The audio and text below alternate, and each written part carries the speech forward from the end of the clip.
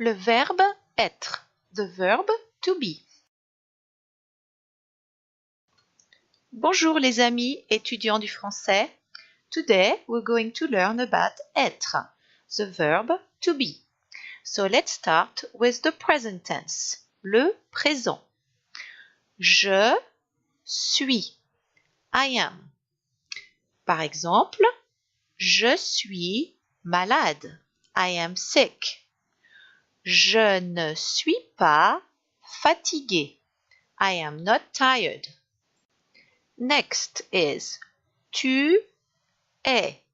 You are the familiar you. Par exemple, tu es beau. You are handsome if you're talking to a man. Tu es belle. You are pretty for a girl. And in the negative form, tu n'es pas timide. You are not shy. Let's keep going. Il est. He is. Elle est. She is. Par exemple, il est agressif. He is aggressive. Elle est agressive. She is aggressive. Note that with the verb to be, the adjective agrees with the subject. Don't forget. In the negative form, you would say, for example, il n'est pas intelligent. He is not smart. Then we have on est. We, or people in general, are. Par exemple, on est content. We are happy. On n'est pas mécontent. We are not unhappy. Nous sommes. We are. Par exemple, nous sommes tristes. We are sad.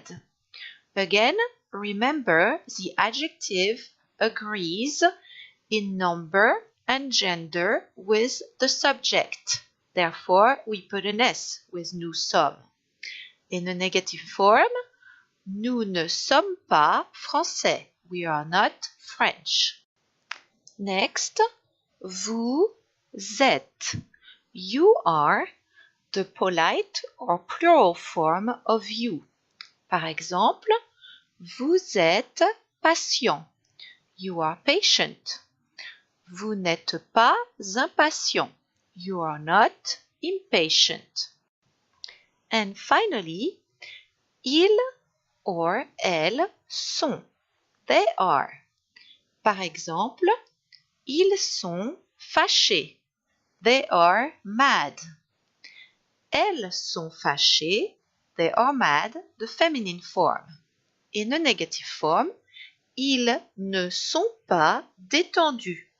They are not relaxed. Now we're going to see a few idiomatic expressions with être. The first one is être au courant de. To be aware of. Par exemple, je suis au courant de cette nouvelle. I am aware of this news. Es-tu au courant de la dernière nouvelle? Are you aware of the latest news? The next idiomatic expression is être pressé, to be rushed or to be in a hurry. Par exemple, je suis pressé aujourd'hui. Je n'ai pas le temps. I'm in a hurry today. I don't have time. Paul n'est jamais pressé.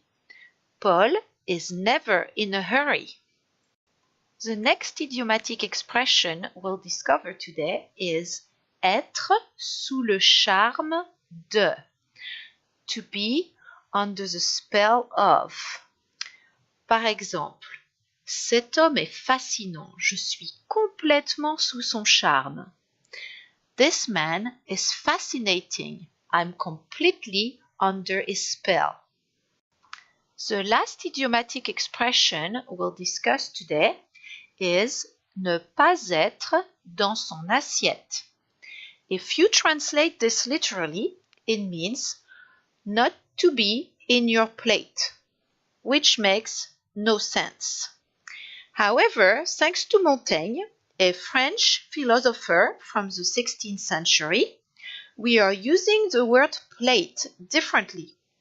The plate represents the physical disposition of a person or her state of mind. If you are not in your plate, it means you don't feel like your usual self, physically or mentally. You're basically off balance. You feel sad or scared or worried. So let's take an example.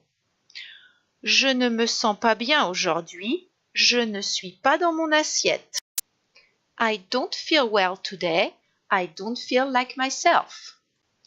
I will now end this video with a little quote for you to meditate.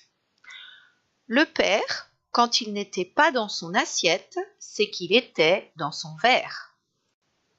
Merci d'avoir regardé cette vidéo. Thank you for watching this video. Au revoir à tous.